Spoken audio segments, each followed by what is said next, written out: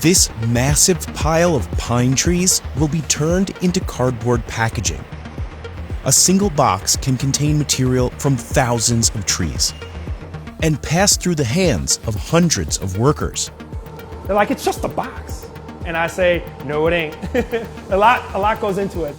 If you've used a cardboard box in the US today, there's a 1 in 3 chance that International Paper made it. It's the world's largest paper company.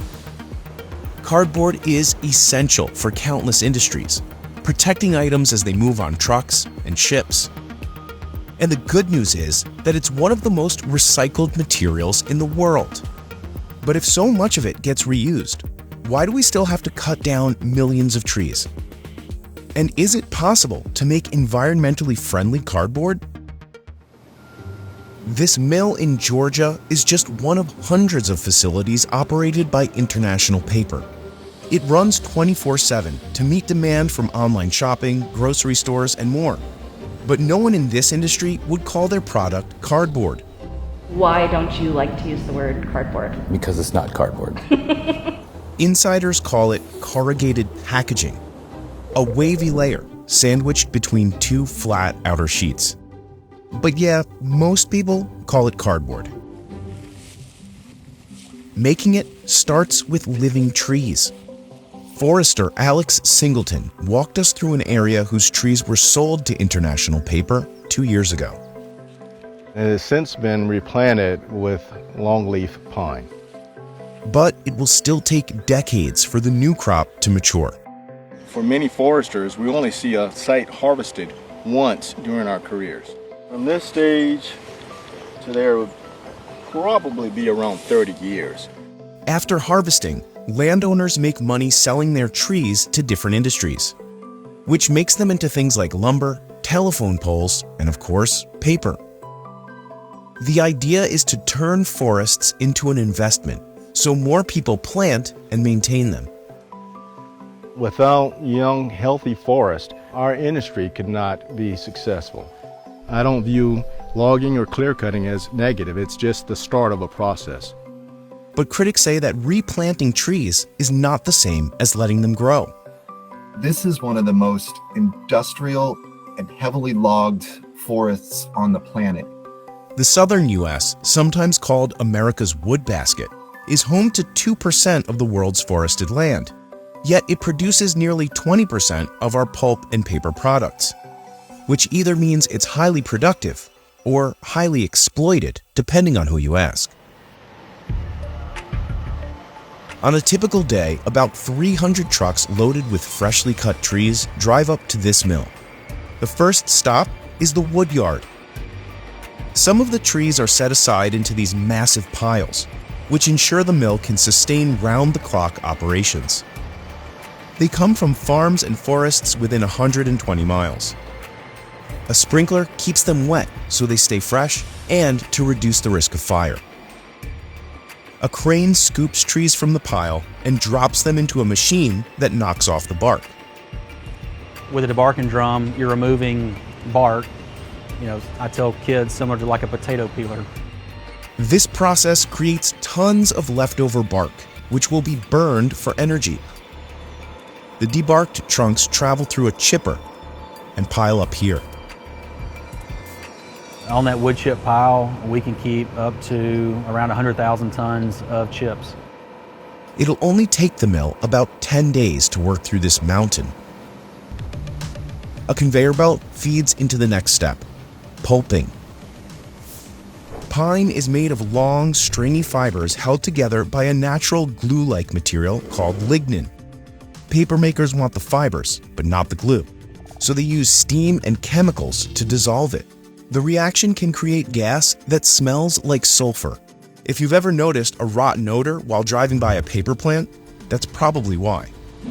International Paper says its plants are built to capture a lot of those gases, which cuts down on smell. The fibers are covered in a toxic mix of chemicals and tree residue, so they have to be cleaned. That liquor that's washed off gets evaporated and consolidated and goes into what we call a recovery boiler.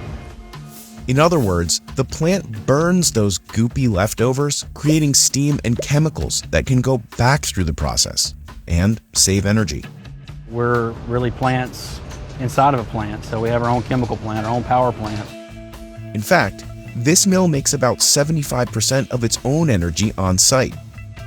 IP is also burning less coal than it used to, which helps cut down on factory emissions. But trees hold a lot of carbon, and the company's own sustainability report says carbon released by processing the trees was more than double its emissions from burning fossil fuels in 2022. Before the pulp becomes paper, workers add used cardboard to the mix. Old packaging gets a new start in this warehouse.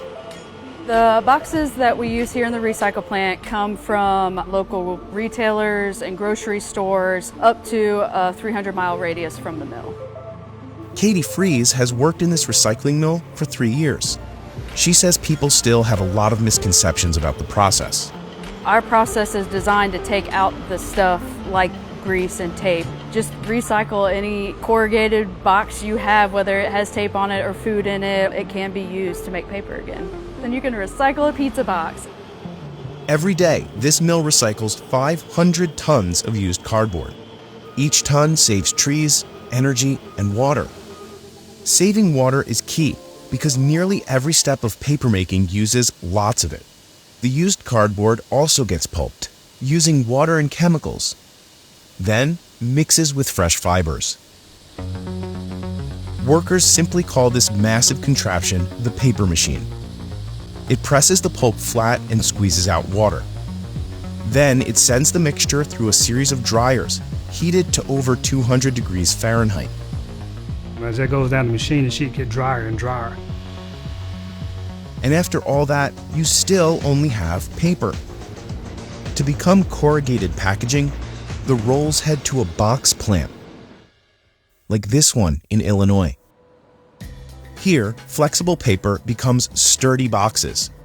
The heartbeat of the plant is the corrugator. Corrugating is how the packaging's middle layer gets that distinctive wavy shape.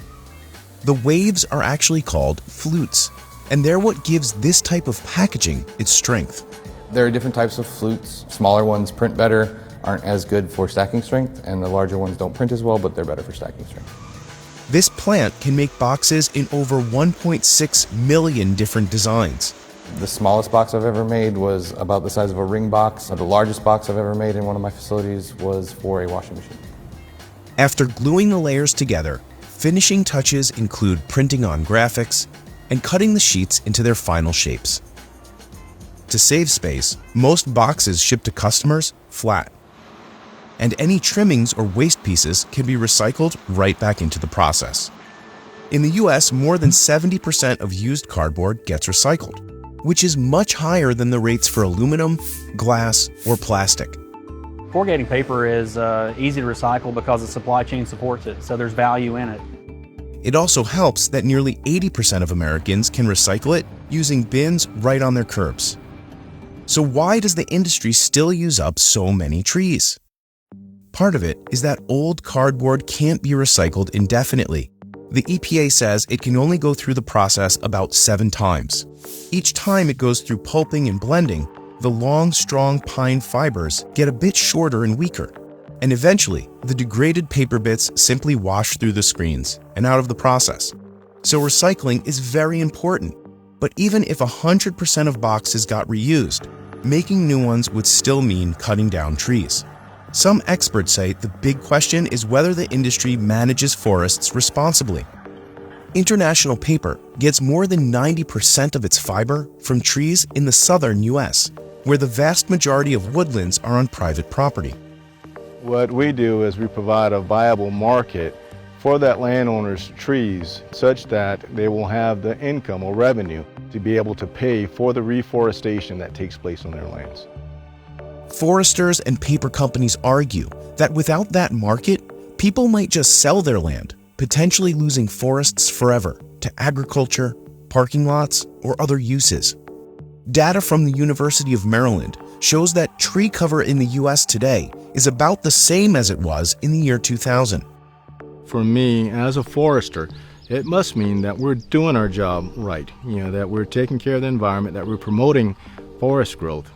But measuring forest area is complicated. To start, not everyone agrees what a forest even is. Pine plantations are not forests. Those are tree farms that lack the diversity, the structural diversity, the biological diversity that a lot of these species depend on. An environmental nonprofit called the Dogwood Alliance says that tree farms have been replacing natural forests. That could potentially have a global impact. Some experts estimate that natural forests are 40 times better than plantations at storing carbon, which makes them crucial to slowing climate change. Forests have lots of other benefits too, like filtering our drinking water and reducing erosion. Certain forestry techniques, like leaving some large trees in place, can help planted forests retain those benefits. I think there are ways to sustainably manage forests without taking out the larger trees and completely destroying the structural complexity of a forest. But that takes really skilled, targeted forestry, and that's not always what happens. Ultimately, the world uses a lot of paper, which has to come from somewhere. You might see certifications stamped on boxes. Those are supposed to indicate they're made of trees that were harvested sustainably. International Paper says that more than 30% of the fibers it used in 2022 came from forests with one of those certifications. I think there is a way for industry and conservation to coexist in southern forests, but there has to be a good faith effort on all sides.